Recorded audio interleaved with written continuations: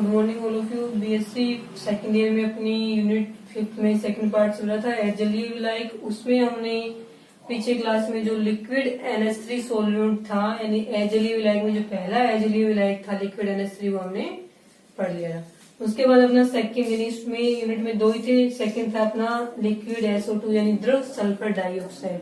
सबसे पहले में जो द्रव सल्फर डाइऑक्साइड था उसकी प्रॉपर्टीज पढ़नी है, यानी इसका हिमांक कितना होता है 197.5 केल्विन, कवचनांक ये होता है। तो इन दोनों के बीच में डिफरेंस क्या है, ज्यादा है। डिफरेंस ज्यादा है इसका मतलब ये जो SO2 विलायक होता है वो काफी लंबे समय तक लिक्विड स्टेट में होता है। इस कारण से ये एक अच्छा विलायक माना जाता है, क्योंकि अच्छे विलायक में क्या होता है कि वो अधिक समय तक लिक्विड स्टेट में रहे, अर्थात उसके फ्रीजिंग पॉइंट यानी उसके हिमांक और कवचनांक में अंतर है वो जितना अधिक होगा वह विलायक उतने ही समय तक लिक्विड स्टेट में होगा और वह उतना ही अच्छा विलायक है वो माना जाएगा। उसके बाद में इसका द्विध्रुव आघूर्ण है वो 1.61 डिवाई है और इसका जो परावैद्युतांक है वो 17.27, हालांकि अमोनिया से कम है लेकिन ये भी एक अच्छा विलायक है वो माना जाता है। तो ये इसकी 4 प्रॉपर्टीज पढ़नी है आपको, हिमांक, कवचनांक, द्विध्रुव आघूर्ण और परावैद्युतांक। उसके बाद में इसके स्ट्रक्चर की बात।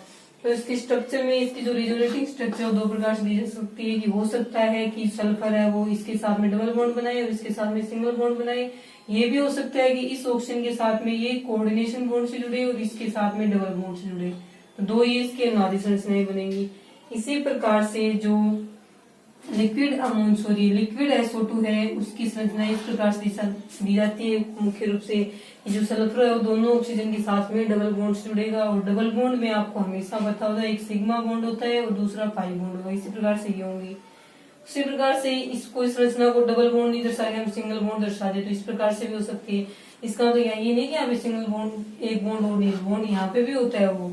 अब इन दोनों की जो बॉन्ड लेंथ है सेम होगी। दोनों SO2 के अंदर जो दोनों SO बॉन्ड होते हैं, दोनों सल्फर ऑक्सीजन बॉन्ड होते हैं, उन दोनों की बॉन्ड लेंथ है वो इक्वल होती है। ये 1.43 एंगस्ट्रॉम है तो ये भी क्या होगी 1.43 एंगस्ट्रॉम होगी। और बॉन्ड एंगल है वो 119.5 एंगस्ट्रॉम होता है। ये था इसका इतना, ये स्ट्रक्चर थी। ये 2 रिजोनेटिंग स्ट्रक्चर हो जाएंगी और वास्तविक में जो इनको बोलते हैं हम SO2 की मोलिकुलर स्ट्रक्चर यानी आणविक संरचनाएं बोलेंगे। और ये थी इसकी 4 प्रॉपर्टीज। उसके बाद आप आगे देखें इसके अंदर क्या होगा।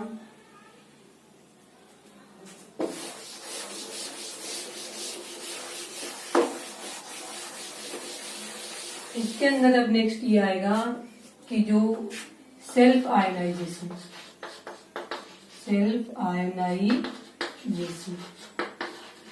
स्वतः आयनन, जैसे H2O का, जैसे NH3 का स्वतः आयनन हुआ था उसी प्रकार से द्रव SO2 का भी क्या होता है स्वतः आयनन होता है। स्वतः आयनन होने से 2 प्रकार के आयन बनते हैं, SO+2 प्लस में SO3 -2, यानी 2 SO2 के होते हैं। SO2 प्लस में दूसरा SO2। कोई भी एक SO2 ने अपना ऑक्सीजन का -2 आयन डोनेट कर दिया और दूसरे ने ग्रहण कर लिया, ये डोनेट करेगा तो SO+2 बनेगा और इस वाले ने ग्रहण किया तो SO3, तीसरा ऑक्सीजन ये SO3 -2 चार्ज आएगा। इसको हम क्या बोलते हैं थायोनिल आयन बोल देंगे। और इसको हम क्या बोलते हैं सल्फाइड आयन, इसको हम बोलेंगे सल्फाइड आयन। अब ये देखिए इसके अंदर क्या आता है कि अब एसिड और बेस की बात करें तो वे सभी पदार्थ जो लिक्विड SO2 विलायक में विलय होकर इस विलायक की धनायन मुक्त करते हैं, थायोनिल आयन मुक्त करते हैं, वे सभी पदार्थ हैं वो लिक्विड SO2 में एसिड कहलाते हैं, क्योंकि ये इस विलायक का धनायन है और ये इस विलायक का क्या है ऋणायन है। तो वे सभी पदार्थ जो द्रव SO2 विलायक में विलय होकर थायोनिल आयन या इस विलायक के धनायन मुक्त करते हैं वे एसिड कहलाएंगे, तथा वे सभी पदार्थ जो द्रव SO2 विलायक में विलय होकर इस विलायक के ऋणायन या सल्फाइड आयन मुक्त करते हैं वो क्या कहलाते हैं बेस कहलाएंगे।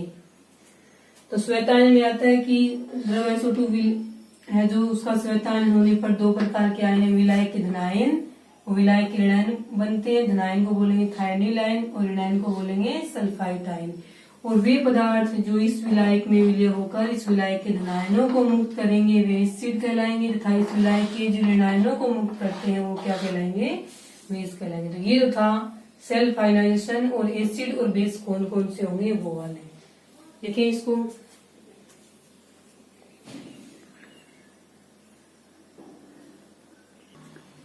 उसके बाद इसमें नेक्स्ट टॉपिक आएगा अपना solubility of substance in liquid SO2। जैसे द्रव अमोनिया में पढ़ा था उसी प्रकार से द्रव SO2 विलायक में जो विभिन्न पदार्थ हैं उनकी विलेयता है वो क्या होगी। तो सबसे पहले पढ़ेंगे सोल्युबिलिटी ऑफ इनऑर्गेनिक कंपाउंड यानी अकार्बनिक यौगिकों की विलेयता SO2 में, ये पढ़ेंगे। तो सबसे पहले हम ये लिखेंगे सोल्यूबल कौन कौन से होते हैं वो लिखेंगे। तो ऑल हेलाइड्स, क्षार धातुओं के जितने भी हेलाइड्स हैं वो सारे के सारे द्रव SO2 में क्या होंगे, विलेयशील होंगे। और इनकी विलेयता का क्रम क्या होगा, सबसे अधिक आयोडाइड विलेय होते हैं, उसके बाद में ब्रोमाइड, उसके बाद में होते हैं क्लोराइड और सबसे कम विलेयशील होते हैं फ्लोराइड। तो ऑल हेलाइड्स हैं क्षार धातुओं के, वो द्रव SO2 विलायक में क्या होंगे, विलेयशील होंगे। और ये इनकी विलेयता क्रम होता है हेलाइडों का, नहीं आयोडाइड है वो सबसे अधिक विलेय होंगे, फ्लोराइड है वो सबसे कम विलेय होंगे। ये हो गया इनकी विलेयता का क्रम हेलाइडों का। उसके बाद में आता है कि और कौन सी विलेय होंगी। अब धातुओं के जितने भी थायोसाइनेट हैं, साइनाइड है, सल्फाइड है और एसीटेट है, ये सारे के सारे क्या होंगे, विलेयशील होंगे। तो इसमें आ जाएगा ये एसीटेट, सल्फाइड, साइनाइड और ये थायोसाइनेट, ये सभी क्या होंगे, विलेयशील होंगे। उसके बाद में हेलोजन यानी H2 है, जितने भी Br2, F2, I2 वो सभी विलेयशील होंगे। और ये क्या है, inter halogen compound, inter halogen compound यानी अंतर हेलोजन यौगिक, दो अलग अलग प्रकार के हेलोजन से मिलकर बनने वाले यौगिक हैं वो क्या कहलाएंगे, इंटर हेलोजन यौगिक है वो कहलाते हैं। और जितने भी अंतरा हेलोजन यौगिक हैं वो सारे के सारे द्रव SO2 में क्या होंगे, विलेय होंगे। उसके बाद इनसोल्युबल कौन कौन से वो देखें। इनसोल्युबल मीन्स के अंदर क्या आएगा, धातुओं के सल्फेट, धातुओं के सल्फाइड, ऑक्साइड, हाइड्रोक्साइड, चार है वो क्या होते हैं, किसी भी धातु हो चाहिए, धातुओं की सल्फेट, सल्फाइड, ऑक्साइड और हाइड्रोक्साइड, ये सभी द्रव SO2 में क्या होंगे, अविलेय होंगे। ये था अकार्बनिक यौगिकों का। उसके बाद हम क्या पढ़ेंगे, ऑर्गेनिक कंपाउंड्स हैं उनके क्या पढ़ने, यहाँ पे विलेयता पढ़ने। तो ऑर्गेनिक कंपाउंड्स के लिए लिखा जाता है, क्योंकि ये जो द्रव SO2 है उसके लिए, इसके लिए माना जाता है कि जो H2 था ना अपना H2, वो तो क्या था कि उसके अंदर जो आयनिक यौगिक होते हैं उनकी विलेयता अधिक होती है, जबकि द्रव SO2 में जो कोवलेंट कंपाउंड होते हैं, सह संयोजक यौगिक, जो कि H2 या NH3 में कम विलेयशील होते हैं, उनकी विलेयता द्रव SO2 में क्या होती है, अधिक होती है। क्योंकि द्रव SO2 है वो लगभग अध्रुवीय प्रकृति का विलायक होता है, इस कारण से अध्रुवीय यौगिक जिन्हें हम सह संयोजक यौगिक बोलते हैं उनकी विलेयता है वो द्रव SO2 विलायक में अधिक होती है।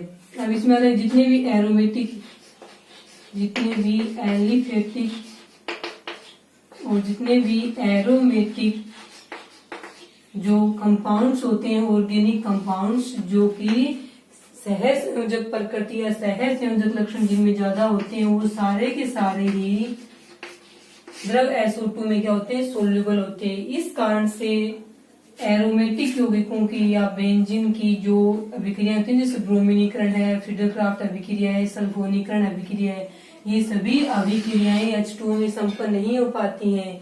इसलिए इन अभिक्रियाओं को संपन्न करने के लिए H2O की जगह है लिक्विड SO2 विलायक का उपयोग है वो किया जाता है। तो एरोमेटिक यौगिकों की ब्रोमीनीकरण, सल्फोनीकरण, नाइट्रीकरण, फ्रीडरक्राफ्ट अभिक्रिया, इनमें विलायक के रूप में द्रव SO2 का उपयोग करते हैं, क्योंकि ये H2O विलायक में आसानी से संपन्न नहीं हो पाते। ये था इसमें यौगिकों की विलेयता, ठीक है। उसके बाद का जो नेक्स्ट टॉपिक रहेगा, एक बार लिखें इसको,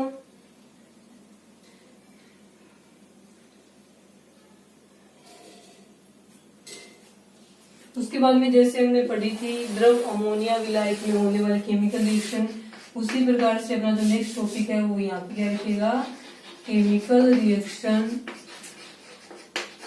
occurring in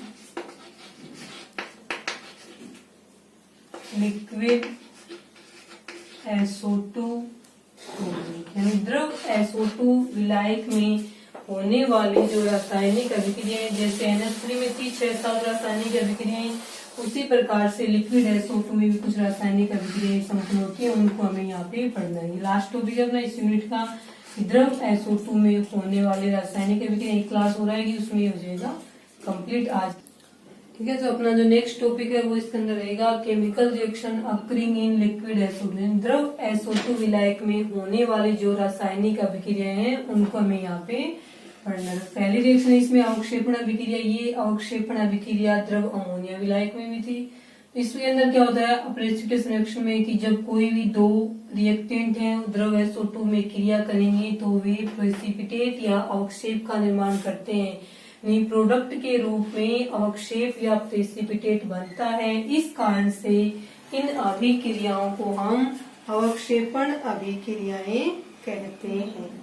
ठीक है, तो इसके अंदर देखें कि लाइन क्या लिखेंगे कि इन रिएक्शंस के अंदर दो रिएक्टेंट्स आपस में क्रिया करके प्रोडक्ट के रूप में किसी अवक्षेप का निर्माण करती हैं। ये आपस में रिएक्शन कर रहे हैं, तो यहाँ से क्या बनेगा Sb प्लस में 3Cl नेगेटिव Sb+3 बन जाएगा। नहीं, ये क्या था, ये क्या है Sb एंटीमनी ट्राइक्लोराइड, ये है लिथियम आयोडाइड, इससे क्या बनेगा 3Li पॉजिटिव प्लस में 3I नेगेटिव, ये बन गया। अब ये इसके साथ में क्रिया करेगा, सॉरी ये इसके साथ में क्रिया करेगा, ये इसके साथ में क्रिया, तो यहाँ पे क्या बनेगा 3LiCl। लिथियम क्लोराइड अवक्षेप बनता नहीं क्योंकि ये सोल्यूबल होता है, तो अवक्षेप किसका बनेगा SbI3, यानी एंटीमनी आयोडाइड का अवक्षेप है वो यहाँ पे प्राप्त होता है। इस कारण से यहाँ पे प्रोडक्ट के रूप में अवक्षेप बन रहा है, ये यहाँ पे क्या अवक्षेप बन रहा है। इस कारण से इन अभिक्रियाओं को अवक्षेपण अभिक्रियाएं कहा जाता है, यानी इन अभिक्रियाओं में कोई भी दो रिएक्टेंट्स लिक्विड SO2 विलायक में क्रिया करके अवक्षेप बनाते हैं, इसलिए ये अभिक्रियाएं अवक्षेपण अभिक्रियाएं कहलाते हैं। लिखें इसको। उसके बाद अपनी जो सेकंड रिएक्शन है, जैसे द्रव अमोनिया विलायक में नाम थे इनके, वैसे ही नाम इनके यहाँ पे लेंगे, तो ये हो जाएंगी एसिड बेस रिएक्शन, या फिर वो ये भी बोल सकते हैं एक एसिड और एक बेस जब आपस में क्रिया करता है तो वे अभिक्रियाएं कौन सी होती है उदासीनीकरण अभिक्रियाएं होती है, यानी न्यूट्रलाइजेशन रिएक्शन, यानी इनको बोलेंगे हम उदासीनीकरण अभिक्रिया। अम्ल क्षार अभिक्रियाएं या फिर क्या हो जाएंगे ये उदासीनीकरण अभिक्रियाएं, इनको हमें यहाँ पे पढ़ना है। तो देखिए इसके अंदर एसिड बेस रिएक्शन के अंदर क्या होता है, सबसे पहले तो हम क्या पढ़ेंगे वही जो पीछे पढ़ा था कि द्रव SO2 जो विलायक होता है उसका श्वेता आयनन है वो किस प्रकार से होगा। तो इसमें क्या बनता है SO+2 प्लस में SO3 नेगेटिव 2, ये था इसके अंदर थायोनिल आयन, और ये इसके अंदर कौन सा आयन बन जाएगा, ये बनेगा सल्फाइड आयन। पहले ही पढ़ लिया इसमें सेल्फ आयनाइजेशन में इसको। तो द्रव SO2 विलायक है वो श्वेता आयन के द्वारा निम्न दो प्रकार के आयन बनेगा। अब ये देखो ये हो जाएगा SO2, ये वियोजित होकर क्या बनाता है SO+2 प्लस में 2 अक्ष नेगेटिव। ये कोई साल्ट है, थायोनिल लवण बोलेंगे इसको, क्योंकि ये जो लवण है वो वियोजित होकर SO+2 यानी थायोनिल आयन मुक्त कर रहा है, यानी ये SO2 विलायक में वियोजित होकर थायोनिल आयन मुक्त कर रहा है, तो इससे क्या बोलेंगे हम एसिड बोलेंगे, क्योंकि विलायक के धनायन मुक्त करने वाला क्या होता है एसिड होता है। इसी प्रकार से हम ये देख लें कि SO3 या फिर ये बोल दिया हमने Na2SO3 सोडियम सल्फाइड हो गया, ये भी किसमें क्रिया कर रहा है लिक्विड SO2 में क्रिया कर रहा है, तो वियोजित होकर ये बना रहा है Na+2 प्लस में SO3 नेगेटिव 2, ये क्या बना रहा है सल्फाइड आयन बना रहा है। तो ये जो क्षार होता है, ये जो लवण होता है उसको हम क्या बोलते हैं बेस बोलेंगे, क्योंकि वे सभी पदार्थ जो द्रव SO2 विलायक में वियोजित होकर सल्फाइड आयन मुक्त करते हैं वे क्या कहलाते हैं बेस कहलाते हैं। ये होता है इसके अंदर। तो द्रव SO2 के अंदर सल्फाइड थायोनिल आयन मुक्त करने वाले पदार्थ एसिड और सल्फाइड आयन मुक्त करने वाले पदार्थ क्या कहलाएंगे बेस कहलाएंगे। अब हमें इसके अंदर ये देखना है कि उदासीनीकरण अभिक्रिया है वो होती है, तो उदासीनीकरण अभिक्रिया में क्या होता है, एक एसिड और बेस आपस में रिएक्शन करके जब किसी लवण और सॉल्वेंट या विलायक का निर्माण करते हैं तो वह अभिक्रिया उदासीनीकरण अभिक्रिया कहलाती है। जब कोई एसिड व बेस लिक्विड SO2 विलायक में विलय होकर यदि किसी लवण और SO2 विलायक का निर्माण करते हैं तो वह अभिक्रिया उदासीनीकरण अभिक्रिया कहलाती है। देखिए किस प्रकार से उदासीनीकरण अभिक्रिया, उदासीनीकरण अभिक्रिया में हमने एक तो ये ले लिया थायोनील लवण, प्लस में हमने ले लिया सल्फाइड लवण। इन दोनों की जब आपस में रिएक्शन करवाएंगे तो क्या बनेगा, ये तो क्या है एसिड, क्योंकि ये थायोनील आयन मुक्त कर रहा है और ये सल्फाइड आयन मुक्त कर रहा है, इसलिए ये क्या हो गया, बेस हो गया।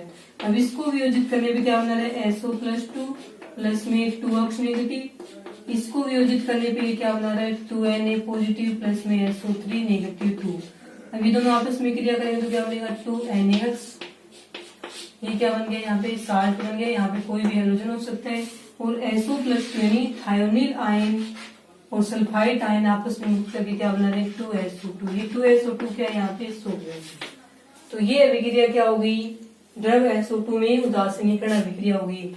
एसिड और बेस आपस में रिएक्शन करके साल्ट यानी लवण और विलायक का निर्माण कर रहे हैं तो ये अभिक्रिया एसिड बेस रिएक्शन या उदासीनीकरण अभिक्रिया कहलाती है। ठीक है, इतना लिखें आप। उसके बाद इसके अंदर एक एग्जांपल लेंगे एसिड बेस रिएक्शन का। ये जैसे हमने ले लिया 3 caesium SO3 CH2S3 caesium sulphide और उसके साथ में हमने ले लिया SOCl2। तो क्या बनेगा इसके अंदर, 2CHCl प्लस में 2SO2, क्योंकि ये तो वियोजित होकर मुक्त करेगा सल्फाइड आयन, सल्फाइड आयनों को मुक्त करने वाला बेस और थायोनील आयन को मुक्त करने वाला एसिड। एसिड बेस आपस में रिएक्शन करेंगे, सीजियम क्लोराइड बनेगा साल्ट के रूप में और द्रव SO2 किसके रूप में बन जाएगा, सोलवेंट के रूप में। तो ये होगी इसकी एसिड बेस रिएक्शन। ठीक है, तो ये सभी पदार्थ जो थायोनील आयन मुक्त करेंगे एसिड और वे सभी पदार्थ जो सल्फाइड आयन मुक्त करेंगे वो क्या होंगे, बेस होंगे। ऐसा ही अमोनिया विलायक में था, ऐसा ही इसमें। आज के लिए इतना। इसके बाद नेक्स्ट जो रिएक्शन है 3rd नंबर वो हम कल पढ़ेंगे।